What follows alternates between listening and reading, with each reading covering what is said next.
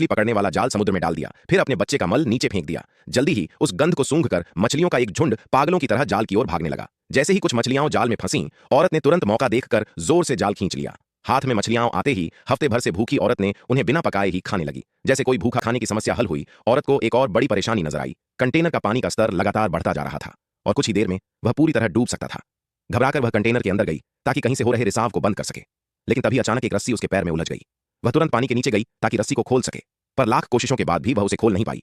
और सबसे बड़ी मुसीबत यह थी कि अब पूरा कंटेनर लगभग पानी में डूब चुका था। वो अंदर से घबरा उठी, दिल तेजी से धड़कने लगा, लेकिन आखिरी पल में उसने खुद को किसी तरह छुड़ा लिया। जब वह पानी से बाहर निकली तो देखा कि उसका बच्चा कहीं नजर नहीं आ रहा था। वह दीवानी सी इधर उधर बच्चे को ढूंढने लगी, पर उसका कोई पता नहीं चला। अब वह पूरी तरह टूट चुकी थी, लेकिन तभी अचानक उसके कानों में बच्चे के रोने की आवाज आई।